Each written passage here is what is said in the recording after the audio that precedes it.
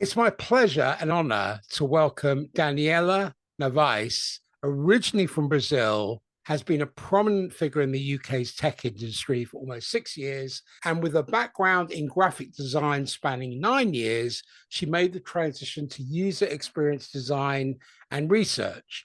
Alongside her professional journey, Daniela has undergone significant personal growth and emotional liberation.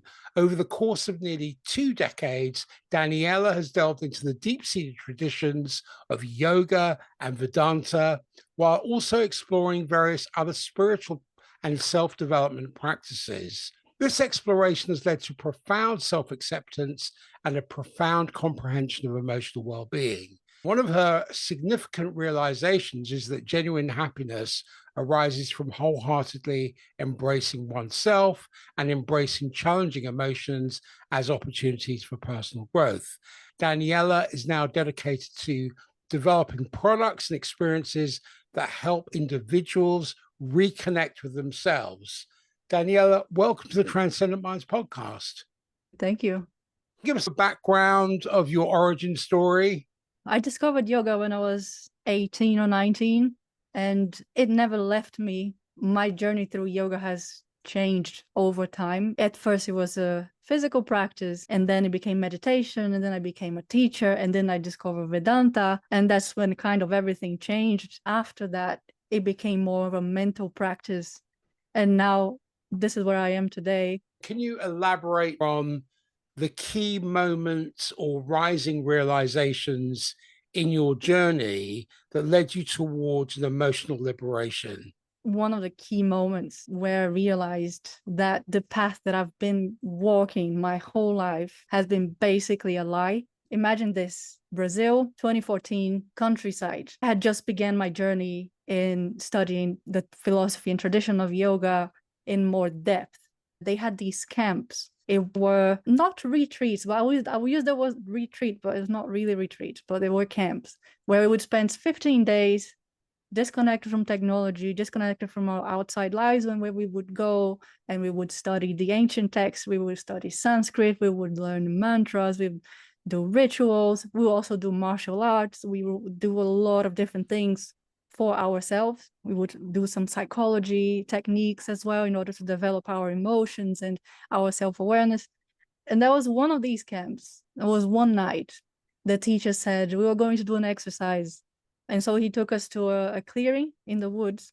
He said, okay, that we were around 30 to 40 people. And he said, oh, pair yourselves, get a partner up with someone that you like, that you've been friends with in this retreat.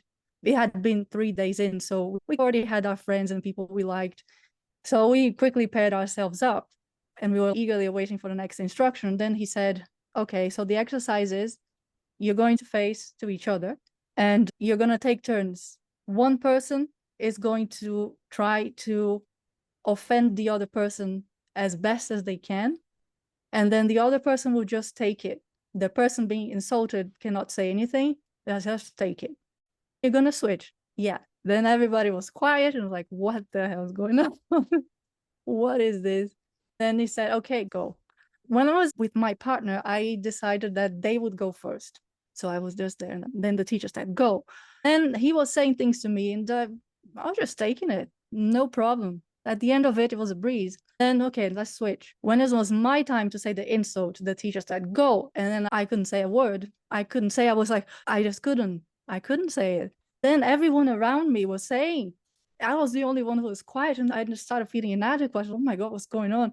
And then I just forced myself to say something. And I started saying, and to this day, I still remember almost every word that I said to him. I don't remember what he said to me. I remember every word that I said to him. And I was shook. I was shook. I really shook after that. The next day, we had a lesson about that, the reasons why I couldn't say anything. It was really mind-blowing. Really, that was the turning point. There are 2 reasons why I couldn't say anything. I learned 2 very important things that day. This is something that I've seen thrown around in the internet a lot, but it's something that is easier said than done. It's something that you can hear, but if you haven't had the experience of it, it doesn't mean anything to you, which is when you're saying something to offend someone, that is a reflection of what you find offensive. So it's something that you have a problem with, and you're projecting on the other person. But imagine if I want to say something to offend you, I need to find that offensive to begin with. When someone is trying to offend me, that thing can only offend me if I already believe in that inside of me. So the first learning was that whatever someone says to you is a more reflection of them than of you. That was the first thing. But the second learning, that was the one that really shook me and made me rethink my whole life, was that the reason why I froze was because I didn't want to be mean to the person. I can't bring myself to say these things. The reason was because I couldn't face the fact that I had those insecurities to begin with. I couldn't face the fact that those were the things that I was carrying inside of me. That's why I remember everything that I said. I realized that my whole life, the better part of my life, I have been living this fantasy, the fantasy of an ideal, of a perfection, of being a certain way that was just not true. So I was repressing important parts of myself to uphold these ideals that formed a long time ago. That was the thing that really showed me, yeah, something has to change. There's two things you learn from, because to know anything, one must know themselves. That's the first thing. After that, what was the alignment for you? Because we can learn things, we can use that as good data storage or have an academic perusal about it. But what was the alignment for you after learning? The alignment was learning to connect with my vulnerability, learning to face the fact that I've had those insecurities, that I'm nowhere near perfect or anything, and I'll never be, and face the fact and grieve the fact that I've been repressed my whole life, essentially. I was very fortunate because in those camps, we did so much work, psychological work as well. And sometimes we did work where we had to embody an emotion and something difficult and completely let go, completely embody and completely become that. We really learned that nothing was taboo, nothing. There is nothing in the human experience that is wrong or it shouldn't be. Things are, and they just are for a reason. And what we need to do is to embrace them and learn to live them. So the alignment was learning that there was nothing wrong with having insecurities, with having things that I struggle with. Instead of repressing them, I needed to learn to face them and become them. Learn to become, because there is remove the taboo completely. That was the thing that started my journey to emotional liberation. So moving towards alignment, whereby you embody it, so your cognition processes through your physiology, which needs an attentive and devout spirit as distinct from just a curious intellect. So you rise in your own moral elevation to the level of your own maxims and precepts, because wisdom is consists in knowing how to distinguish it with what is your own and what is not. Yeah. From alignment, you move towards it becoming part of your basic constitution. What was the significance of that? What did it lead to? You cannot experience freedom if you don't allow things to happen, if you don't allow yourself to be. Yes, you want to be free, but you cannot be free while not being. So the emotions, the feelings, they exist in my body, they exist in my mind. And in order for me to be free, I need to be free to feel them. Yes, they are not me, but at the same time, they are part of me. And this is the way that they lead to freedom, is by existing, is simply by being. It's interesting because I hear many people who can talk like a spiritual person, and that's easy to do. But to love like one, especially love of oneself, is challenging. We've got to make the best use of what is in our power and use the rest according to their nature. Because if we only fix ourselves on what is superficial, it's impossible to make any progress in knowledge, whether it's intellectual or material, because you're denying the principle of growth, which is the root of life, whether it's spiritual, intellectual, or material. That internal world is in the condition of confusion. It starts to manifest and establish clarity, because If you've got no order in your internal world, then chaos will move upon those elements, whereby all you'll get is a disordered, neutralizing elements of your internal community. I like that you said order and chaos, because people are trying to avoid chaos, right? By trying to impose order. It's not about imposing order. It's about trusting that there is an order in everything. Even fears, your emotions, there is an order to it. Everything exists for a reason. By trying to affect order, I'm really angry. I just need to breathe. Okay, you need to breathe. But if you're breathing because you want to make the anger go away, that's not order. If you're breathing because you want to regulate your nervous system, but still feel anger from a more relaxed place, then you're going with the order. I'm just going to go to the bar and have a few pints and just forget about it. That's trying to create artificial order to avoid chaos. But I've learned that I need to look at my internal world as it is and trust that there is an order to it. And I need to go with it. I'm not talking about behaviors. I'm not talking about engaging in behaviors. For example, anger leading to aggression. That's not what I'm saying. That's not what I condone it. I'm talking about giving yourself permission to live your internal world, your internal landscape, whatever that looks like. That is order, because then you are allowing yourself to live in yourself.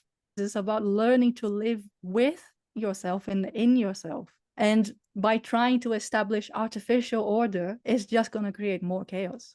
Once I learned to let go of the need to control, of the need to be a certain way, and learn to use the tools in my disposal to learn to live with my internal order, then things changed dramatically. I still have insecurities. I still have fears. I still have issues. But it doesn't matter, because I don't need to be different. I need to learn to live with myself and use whatever is in me, the experiences that I have in me, in the best way possible. That's the only thing we can do. So many of us struggle, and I struggled back then as well, because self-judgment. Oh, I shouldn't be feeling this way. Why do I feel this way? That's not helpful, because you're not going with it. You can only heal what you can acknowledge and you can accept. If you can't accept, then it's not going to be healed. It's going to be coming back and staying in there until eventually it pops. To me, that's worse chaos than living the chaos of emotions and feelings and insecurities and whatever's going on in there. What I'm hearing is it's something that is much more interior and concentrated than the superficiality we conduct ourselves within. And the analysis becomes more on the pure essence, the pure energy, the pure essence of being that knows and recognizes itself. What many people have an issue with, it cannot dissect itself because it's not made of separate parts. It is integral and it's made up of a pure unity. If we don't look at these things, and if it doesn't lead to a synthesis, it becomes destructive. When we get a deeper penetration, that leads us to the starting point of that we wish to look at, to analyze, to participate in, to teach us the laws by which its form springs from the center. Many people call it different things, but it has an inherent generic character which you have to comply with if you're going to use it for your specific human purposes. That particular character is summed up in one word: goodness. If you go against the generic spirit of water or electricity or any other physical forces of the universe, they won't work if they're contrary to their generic character. So your internal community won't work and function in an order and sequence if it's contrary to its generic character. Many people crave the opportunity not to be themselves because they don't know which self it is. Are you talking about the self that's free? Are you talking about the self that wants to dress up and look sexy? Are you talking about the self that wants to lie in bed and eat cake and watch TV? You have all these different parts of yourself. To bring those into community by understanding it's not about that's bad or that's wrong. It's about being able to have perspective on these things. so that you have a compatibility of alignment with its generic character. You're not going against it. That's what I see you're doing. Is that a fair assessment? Yeah, I think talking in parts, we have different parts of ourselves. This is partly why I created the emotional needs framework, because we do have different parts of ourselves. Sometimes we even have clashing wants and needs and desires happening at the same time. How do we know who to look at? It doesn't require much thinking. It's less about thinking and more about tuning into what your body is manifesting about what you need. We have a chronic issue today of self-judgment. Whether that's human nature or if it's the configuration of our society, I don't know. I really don't know. A lot of these patterns of self-judgment, they emerge from our interactions with people around us, a lot of those internal beliefs. So it's a very complex, I know, and it comes from the interactions of our young selves with the people who were supposed to take care of us. What I realized also is that our needs that weren't met at that time, they usually persist. They persist. But the good thing is we have the power to meet our own needs. And this is what I'm advocating for. I am not against in any way asking for what I need. On the contrary, we should be asking for what we need, but we shouldn't be expecting other people to fulfill every of our needs. The good thing is that we have the power to figure out on an intuitive level what are our unmet needs. And it can be very simple. It doesn't have to be complex, but it requires a level of vulnerability to see yourself as needy. Needy it's a bad word, right? Today, no one wants to be needy. People are lonely. People want to date. They use dating apps. They don't want to use dating apps. They're lonely. At the same time, people are lonely, but they don't want to show interest. So how exactly does that work? People want to be aloof. Oh, I don't want to show too much interest, but I'm lonely. There is a fear of intimacy, but at the same time, there's a loneliness. It's complex. But to me, what really helped me was to realize that my feelings usually come from unmet needs. When I learned that, it really changed the way that I relate to my feelings and my emotions, because before I saw them as issues. I saw them as problems that I needed to solve. I needed to do something to make this go away. But when I realized that they were my emotional needs, then I can look at the need itself. I can say, okay, I feel jealous because I don't feel connected to this person. When I see them talking to someone else and laughing, it hurts because I don't feel connected with them and I want to feel connected to them. So I have an unmet need for connection. Maybe I also have an unmet need for appreciation. I don't feel appreciated enough in that relationship. That's why I'm jealous. Instead of seeing jealousy as an issue, I choose to look at my needs for connection and appreciation that I'm not having met in that relationship. And now I can choose to do something with that. Maybe it has to do with having a talk with the person. Maybe it has to do with me doing something else for me to fulfill my needs. But regardless, the feelings, they stop being a problem and they become an opportunity for me to learn what I need. But it requires a lot of vulnerability, not only to realize, but also to communicate. Because the way we communicate with the people around us is usually very destructive. It's through accusation and blaming and, oh, you never do this and that. In order to say to someone, look, when I saw you speaking with that person, I felt jealous. I don't feel really secure in this relationship. I realized that I'm not feeling appreciated. I need to feel connected to you. Can we maybe spend more time together? Something like that. That takes vulnerability instead of saying, oh, you always do this. It's difficult, but it's worth it. It's worth it because you start to like yourself. You start to not fear your emotions. Sometimes we struggle because we fear our emotions. We fear that they're going to last forever. They only stay with us if we don't look at them. They just stay there. But if we look at them and if we hear the messages they're trying to bring, then they go away, they move. It's not only vulnerability, it's also integrity. To fulfill one's needs, you have to have integrity. You have to live in harmony with nature. So you rise into a sphere of life where the senses cease to be troubled. That's only when you live in communion with divine law. That's the laws of nature, which are all around us. And we need to accept that as the first and highest duty. If you want to be teachers of the conduct of life and have some kind of inner perfection where things are working together. You mentioned your emotional need framework. I'd like to dive into that a little bit more. How does your emotional needs framework differ from other existing models or theories?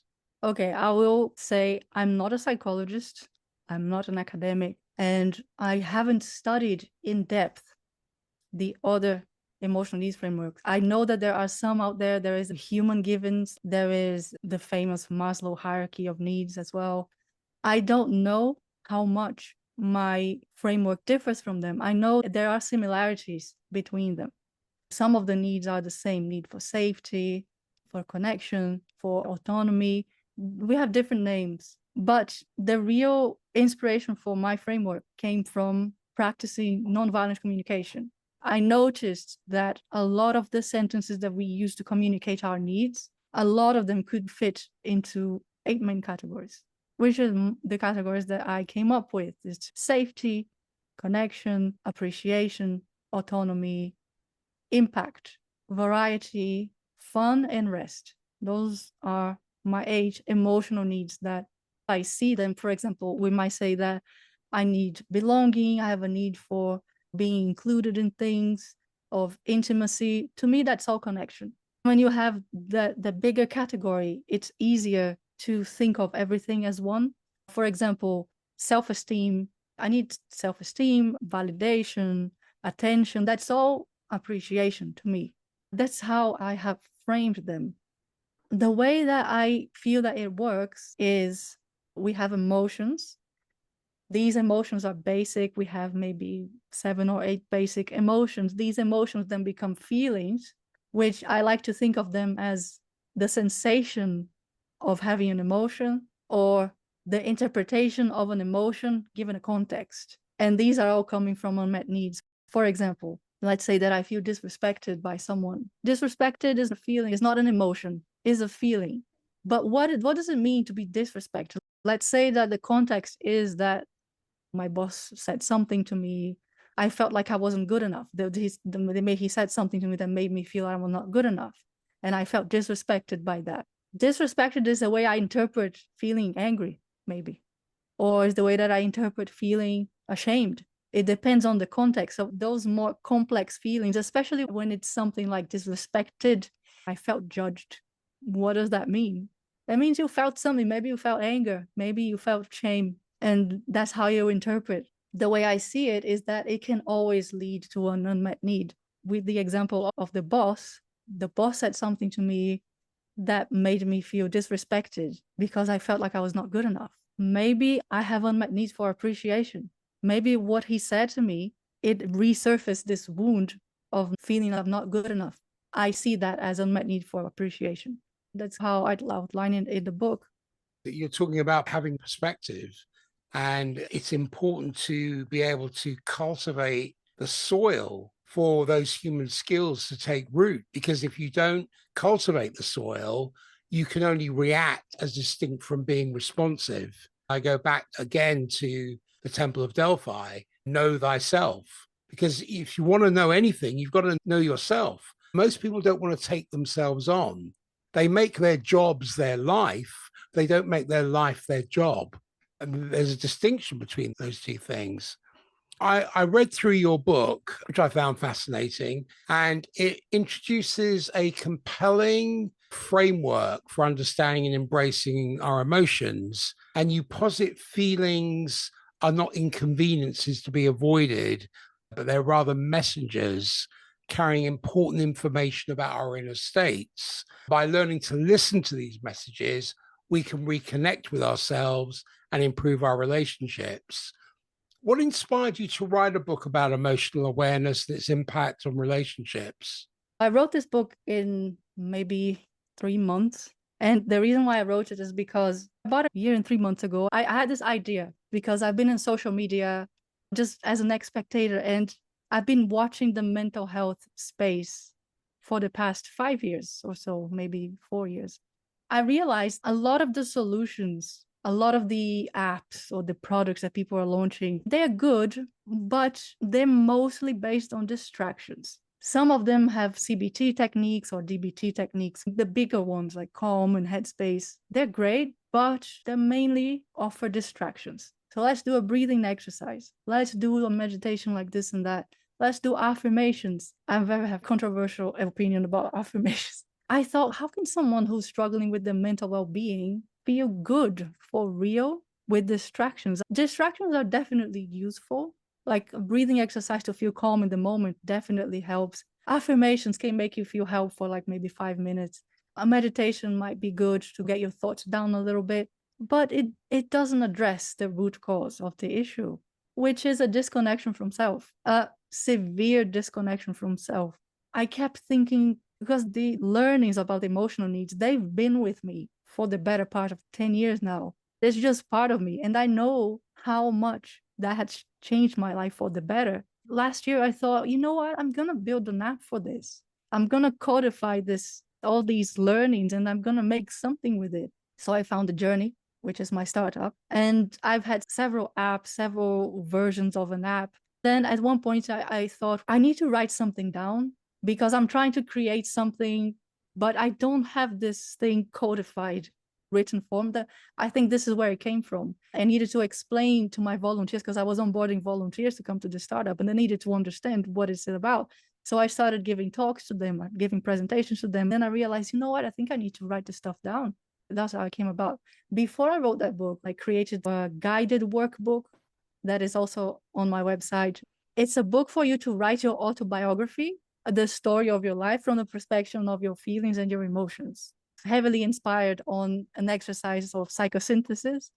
My partner is training to be a psychosynthesis therapist, and I learned this from him. Then I did a little research on it, and then I created this book. It's not completely based on it, but it's inspired by it. Then I realized I don't really have anything written down about the emotional needs, so that's why I wrote the book. This really helped me define what the app that is going to be launched in September is going to offer people. That sounds great, because it means that you are addressing the cause as distinct from being at effect, because some of these apps, as you alluded to, are part of the machinery of distraction, which operate at effect. I'm feeling stressed. I've got too much dopamine running through my system. I need to do some breath work and calm down. But we're not really addressing the cause of that. Is your workbook the 41 questions?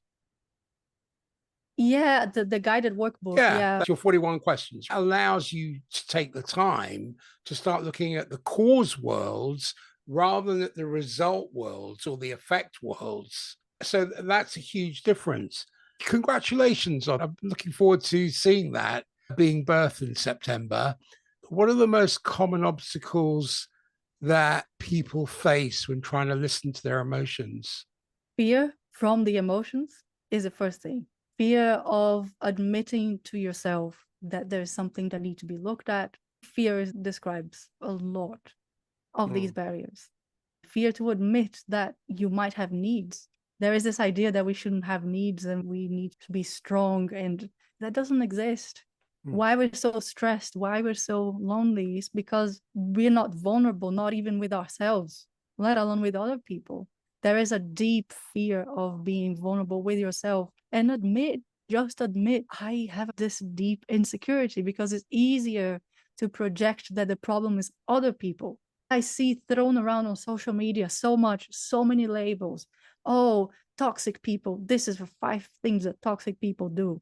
Oh, this person is avoidant. It's always the other person, always the other person. But taking a deep breath and looking into yourself and admitting that maybe I'm the problem, that is difficult. But if I'm the problem, I'm also the solution. I think that's the main difficulty. We never want to do something that contradicts our internal narrative of what we are. Maybe Jornee will fail because it requires people to admit that. So I have the emotional needs test. This is how the app is. We have 8 emotional needs tests for each of the emotional needs. Each test has 8 questions. No, it's not a question, it's like a feeling statement. And each feeling statement is very vulnerable. For example, something like, I trust the people around me have my best interest, or something like this. Then you have to say how often you feel this way. Is it always, sometimes, until never?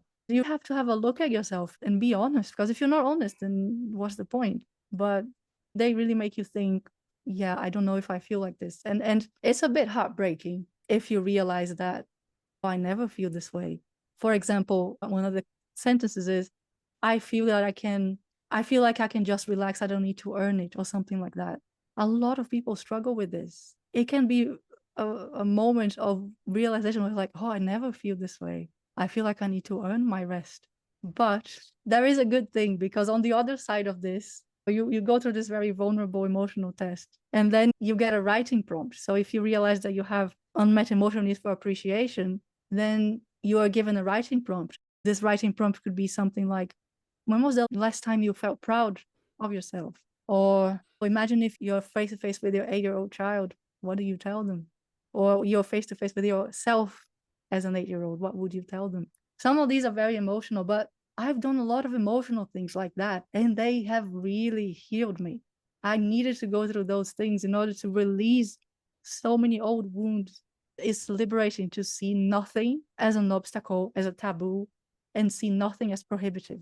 There's no feeling that is bad. There is no emotion that shouldn't exist. Everything exists within its own order, and you just have to learn to live with it. You have to be vulnerable to look at it and to accept that is a part of you as well. It reminds me of Carl Jung's perspective on individuation. Your approach aligns very well with that concept of individuation, which is the process of becoming aware of oneself, including one's emotions and unconscious aspects, the integration of all parts of ourselves, including difficult emotions, because that's crucial for psychological health. There's a research paper that I read some time ago by Kashdan and Barrett, and they found emotional granularity, or the ability to identify and label emotions with precision, is associated with better emotional regulation and mental health outcomes. Yeah, emotional regulation, I see it as the ability to navigate, not being calm all the time. That doesn't exist. It's the ability to feel something and come back to a state. So there is no fear of any experience. The nervous system doesn't want to feel calm, it wants to feel safe. But calm is a result of being safe. Initially, you need psychological and physiological safety for that calmness to ensue, because if you don't feel safe, it isn't going to work. Yeah. In your book, if I recall, you presented a scenario with two possible endings to illustrate the consequences of either suppressing or addressing emotional discomfort. I think in the first part, it was ignoring the uncomfortable feelings because they would lead to a deterioration of the relationship. But in the second, it was acknowledging and communicating about the feelings, which led to greater connection and understanding. How did you come up with the specific scenario to illustrate your point about emotional processing? So many practices of nonviolent communication. That is the nonviolent communication framework. And as the example of the friend at the later part of the book, that was something that happened to me. The example of the couple, I just came up with it because I thought it would be more relatable for people to think about a couple. So on the first ending, is it a forgotten anniversary or something?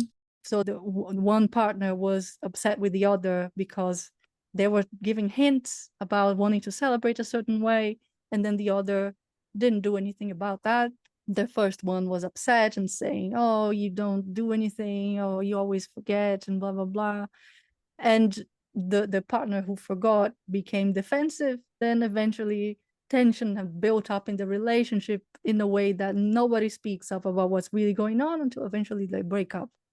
That is an example of communication, of feeling something uncomfortable and communicating from a place of, no, first of all, throwing hints instead of asking what you need. Not even going to go there, but communicating through blaming and accusation and using sentences like, those are terrible things to say to someone.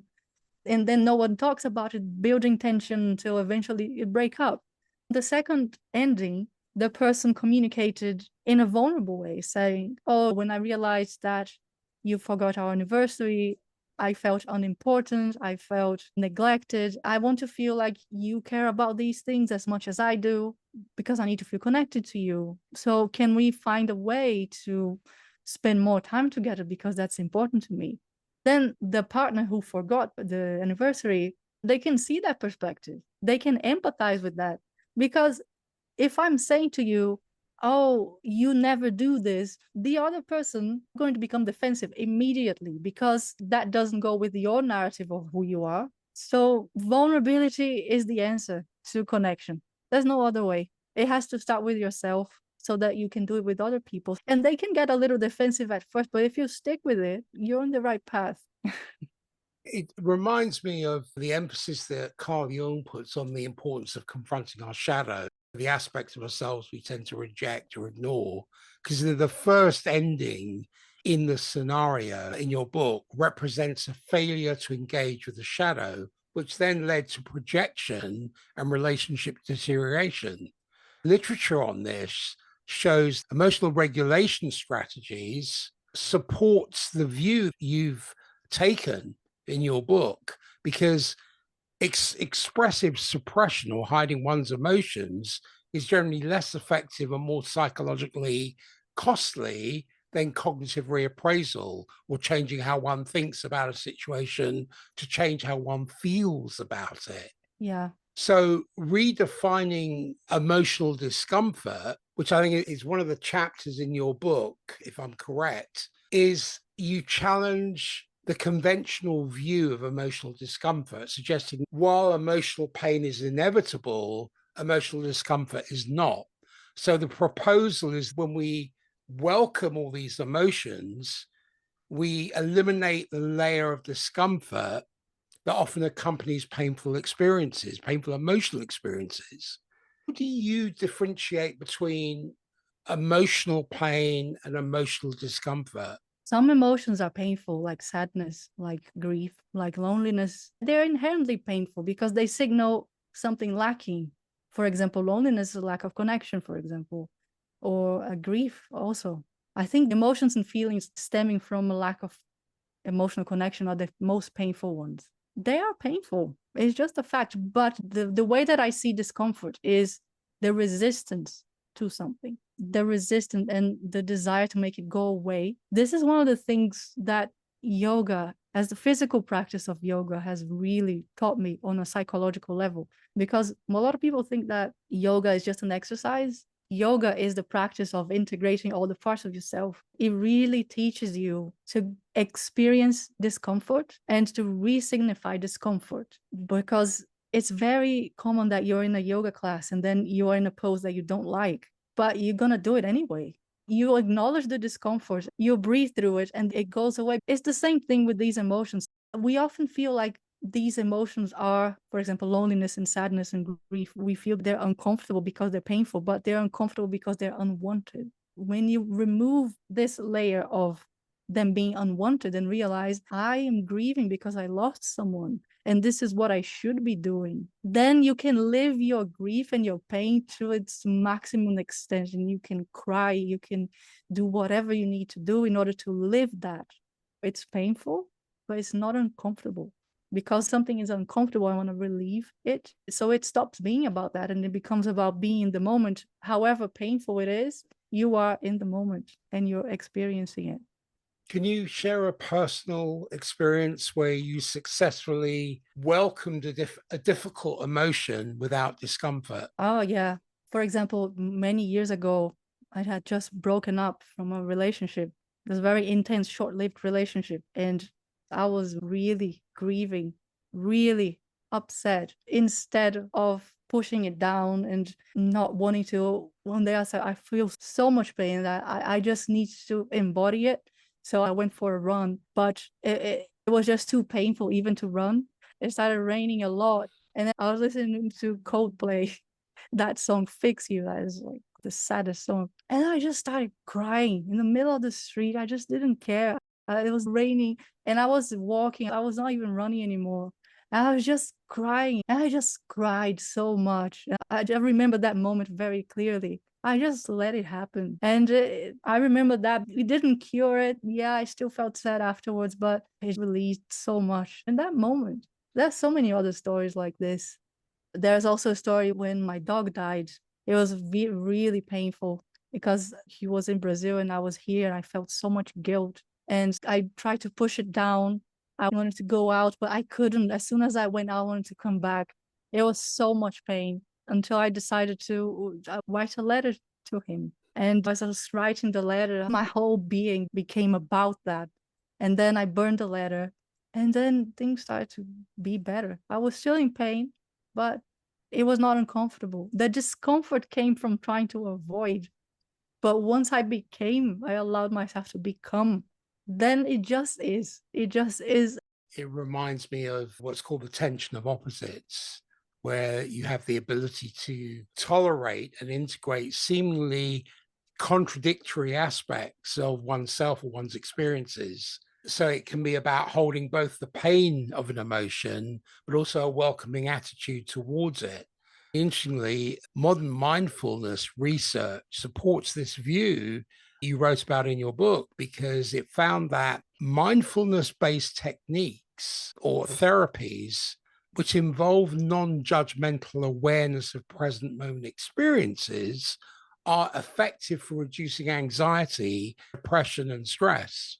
In terms of the distinction between feelings and emotions, because you introduce this framework that distinguishes between feelings and emotions, where feelings are described as the superficial layer, consisting of our sensations and judgments, which result from experiencing these emotions. But emotions, on the other hand, are presented as the deeper core responses that lie at the heart of our emotional experience.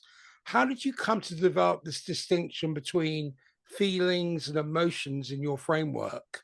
When I was thinking of examples, for example, the feeling disrespected. So that's a judgment. The way I see emotions is they are almost physiological responses. They happen in the body and to some extent in the mind as well, but they are physiological responses to something. And the feeling is more like your mind getting into it. I know people use emotions and feelings interchangeably, and I don't want to challenge that completely. I just made the distinction in order to make a point about how emotions can be translated, can be put into context in order to point to the potential unmet need behind it. That was the point of making that distinction. And the example of the disrespected and unimportant, because unimportant is not an emotion. It's how you feel when you feel a certain way in a certain context, because it brings up a wound of an emotional need not being met. It shows you something that you don't have fulfilled in you. That's how it makes you feel. There's a differentiation because you're talking about the personal unconscious and the collective unconscious, because feelings, as you describe, could be seen as part of the personal unconscious, which is shaped by our individual experiences.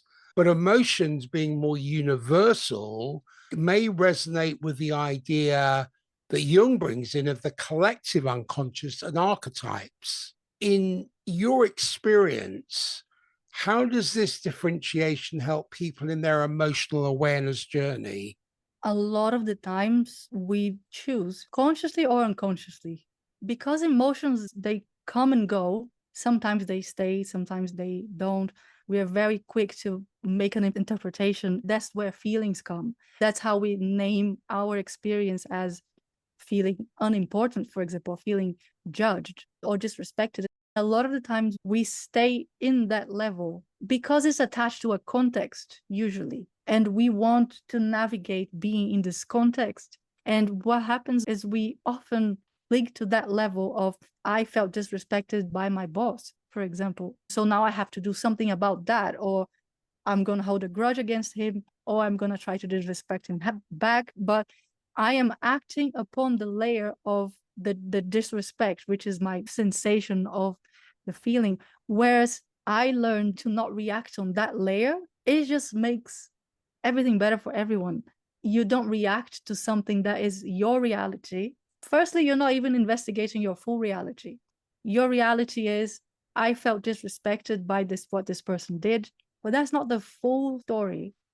It is part of the story, it's an important part of the story, but it's very dangerous to stay there and then label the other person as, oh, they don't care, they just disrespectful. Me feeling disrespected is a completely different thing from you being disrespectful. Those are two very completely different things. If I go to my boss accusing him of being disrespectful, he's probably going to deny it because that's not his reality. To me, the biggest learning is when you allow yourself to go deeper and say, okay, I feel disrespected. Why do I feel disrespected? They did this. Why does it make me feel this way? I don't want to advocate for over intellectualizing, but sometimes if you don't learn to tune into your body, sometimes you might need to do some intellectualizing over it. But what I recommend is to tune into your body and try to recognize what is the actual emotion. We are so good at repressing it, but there are bodily cues. I feel disrespected. Actually, what I'm feeling is anger. I'm feeling angry because what he said made me feel like I'm not good enough. Why do I feel like I'm not good enough? Because I don't feel appreciated. When I realize that I don't feel appreciated, then I can take action without having to deny my emotion, without having to deny my feelings. I acknowledge my feeling of being disrespected. I acknowledge my anger, and I acknowledge my unmet need for appreciation. Now I can use that. Maybe I can communicate with my boss that what he said was disrespectful, and this is how I felt. This is my experience. By owning my experience, not labeling him, not accusing him of being disrespectful, I can do something about my need for appreciation. Because now that I realize that I have this, I can say, okay, what can I do to feel more appreciated? What can I do and what can I ask of others to do? Is there anything I can ask of others to do? I don't know, but it's a start to have this level of vulnerability and self-awareness. It leads you to be able to ask for what you need. That is what's going to really fulfill you in the end, because otherwise you're going to still be a slave of the world and of the situation and your projection without being aware of what is it that you actually need. So many people are living like that. I think this is why I made Jornee, because I want to provide this awareness, a tool that helps with this awareness. I don't know if it's going to be successful, but all I can do is try.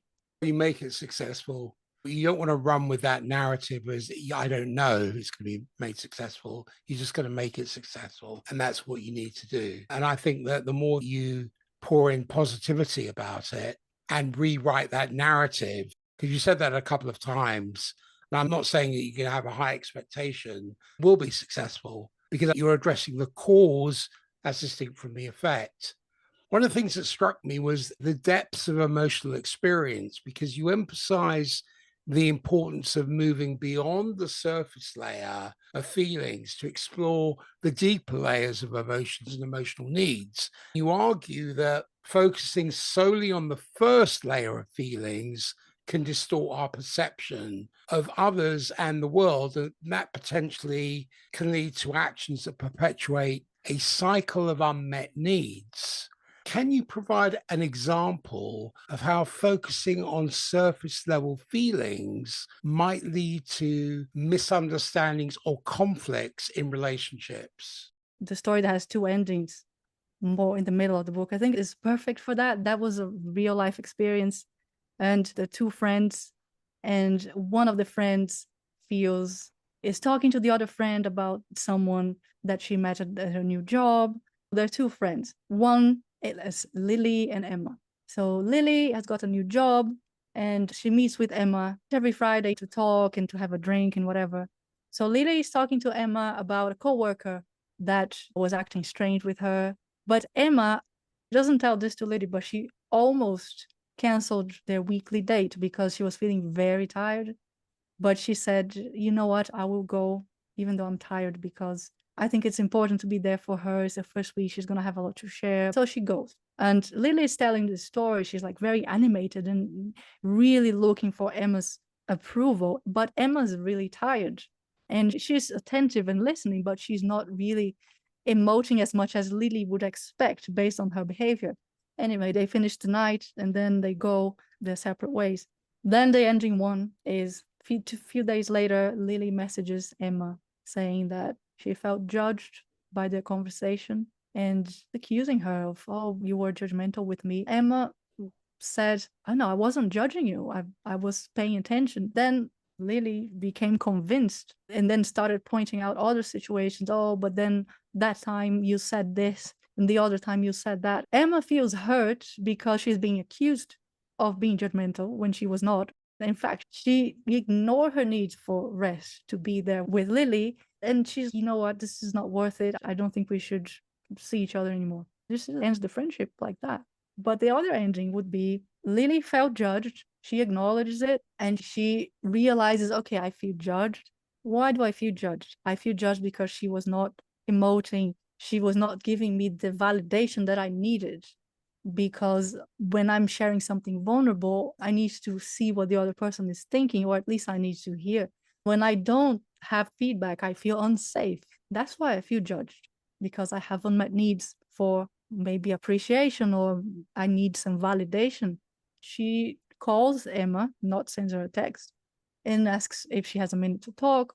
Then she says, look, during our conversation that day, I noticed that when I was sharing something vulnerable, you were not making any expressions, and I wasn't sure if I was being judged or not. I don't know what you were feeling, so I just wanted to check what were your thoughts, because when I'm sharing something and I think I needed some validation from you, and when I don't get that, I feel insecure. Then Emma says, oh my God, I had no idea. I just really tired on that day. Really sorry. I actually was agreeing with you. I think the colleague was being weird and all that. But I was just really tired, and that's why I wasn't giving much feedback.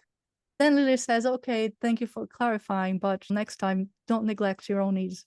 That's an example. Lily assumed, but used her feeling of being judged due to her insecurity to paint this picture of Emma being this judgmental person when that was not what was happening.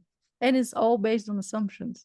So focusing on being judged led her to make assumptions about the other person that were not true, and led her to lose a friendship when that is not what she needed. She needed connection, but it made her lose it. This is how damaging it can be, to go about not having the vulnerability to look into yourself. This happened to me, but in the example, I was Emma. I was the person who was saying all these things to me. I was like, you know what? I don't want this in my life. This is too much. I don't want to be your friend anymore. The person wrote me a huge email with things going back 2 years ago.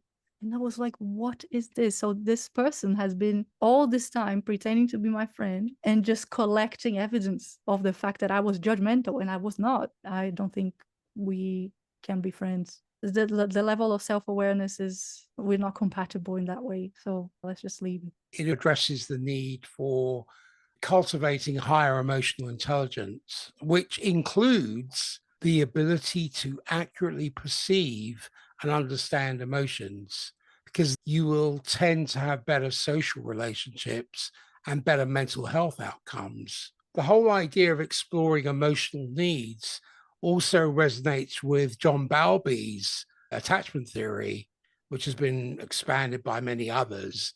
It suggests that our early relationships in life shapes our emotional needs and patterns in adult relationships. And by understanding these deeper needs, that can help explain the recurring patterns in our emotional lives. There's a neuroscientific perspective on somatic markers that suggests the idea that emotions play a crucial role in decision making and behavior. This aligns with the suggestion that understanding our deeper emotional needs can lead to more effective actions and reactions. Yeah, it improves your relationship with everyone around you, but with yourself. Exactly. Where can people find you? Talk about your app, talk about your website, and do you have any parting words? Okay, you can find me at jornee.app.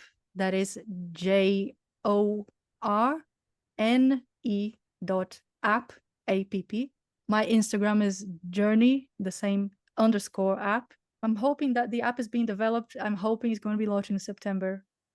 I'm looking for beta testers as well. My parting words is, I know it's difficult. The idea to be vulnerable, it can be daunting. It can seem, the idea, for example, the way to feel emotionally safe is to allow your fear to come up. And this sounds very counterintuitive, but trust me, I've done this a lot. And in the app, a lot of the prompts for emotional needs for safety are about getting your fear to speak up, getting your anxiety to speak up, because once you allow them to exist, they are bringing you a message. These messages are from younger parts of yourself, and they need to be heard. Don't see them as a problem. They are a younger part of you that needs to be seen, needs to be heard, and your life's going to be better if you start to exercise the vulnerability to look at yourself and realize that nothing is out of order. Everything has a reason to exist, and emotions and feelings exist for a reason. You need to learn to listen to them, and everything's going to be better. I promise. Beautiful. And how have you experienced this conversation today? It was fun. In the beginning, I was a bit nervous. I forgot some things, but yeah, it was interesting. My cat made an appearance as well. Yeah, it was nice. Thank you. You're most welcome. There's a lot more I could have gone into with the book because I did read the whole thing with the scenarios and the terrible twos and I know you talked about your workbook in there as well, and there was an appendix in there. But thank you so much, Daniela, for coming on the Transcendent Minds podcast.